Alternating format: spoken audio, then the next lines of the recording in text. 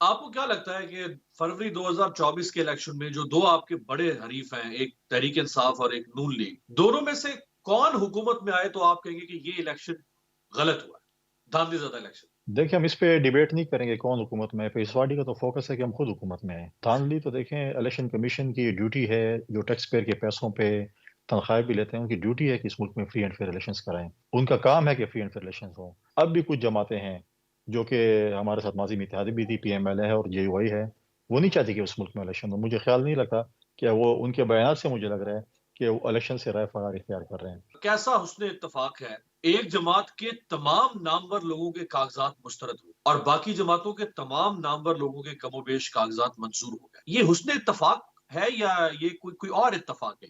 دیکھیں کچھ چیزیں ایسی ہیں جس پہ مجھے اس پہ ڈیٹیل نہیں پتا کہ کیوں ریجیکشن ہوئی ہے، لیکن کچھ لوگوں کے جو ہے کینڈیڈیٹس کے کاغذات اس لیے ریجیکٹ ہوئے کہ 9 مئی کے واقعات میں ملوث تھے، 9 مئی کے جو ایشوز تھے اس کے اوپر تھے، اور 9 مئی کے ایشو کو کوئی ڈیفینڈ نہیں کر سکتا، کوئی بھی پاکستانی محب وطن اس کو ڈیفینڈ نہیں کر سکتے جو 9 مئی کے واقعات ہوئے ہیں۔ باقی جگہوں پہ جو ریجیکٹ ہوئے ہیں، میں سمجھتا ہوں کہ اپیلیٹ کورٹ ہے، جائیں گے ہائی کورٹ میں، اور ہائی کورٹ اگر سمجھتی ہے کہ غلط ریجیکٹ ہوئے ہیں یا ان کے ساتھ انصاف نہیں ہوا ہے، تو میں سمجھتا ہوں کہ ان کو انصاف جو ہے وہ ان کی لیکن جو ہے کورٹ میں مل جائے گی۔ 9 مئی میں بھی جب تک جرم ثابت نہیں ہوگا، عدالت سزا نہیں دے گی، تب تک آپ الیکشن سے تو کسی کو روک نہیں سکتے نا، وہ چاہے جتنا بڑا مجرم کیوں نہ ہو۔ ہاں، جب عدالت سزا دے دے صرف الزام کی بنیاد پر، تو الیکشن سے کسی کو نہیں روکا جا سکتا۔ میں آپ کی بات سے ایگری کرتا ہوں، اور مجھے نہیں پتا کہ کس کس کے نامینیشن پیپر کس کس وجوہات پہ ریجیکٹ ہوئے ہیں۔ میں تو صرف 9 مئی کا میں نے صرف آپ کو مثال دی ہے۔ اب یہ پتہ نہیں ہے کہ جو لوگوں کے ریجیکٹ ہوئے ہیں، جن کینڈیڈیٹس کے ریجیکٹ ہوئے ہیں کاغذات نامزدگی، ان کے وجوہات کیا تھیں، کیا وجوہات کی بنیاد پر جو ہے وہ ہوا ہے۔ ماضی میں بھی نامینیشن پیپر ریجیکٹ ہوئے ہیں، لیکن اتنی بڑی تعداد میں خیر نہیں ہوئے، تو ان کو عدالتوں نے ریلیف دی ہے۔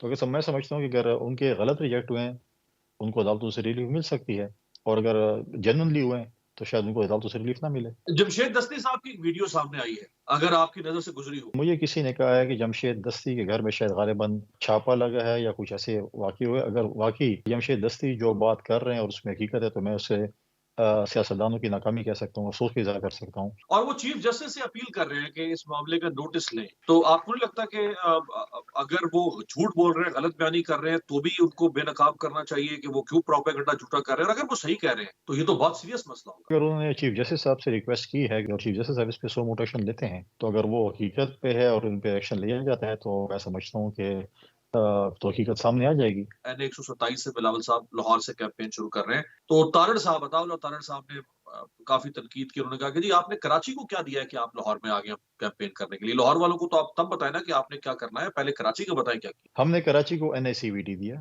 ہم نے کراچی کو SIUT دیا۔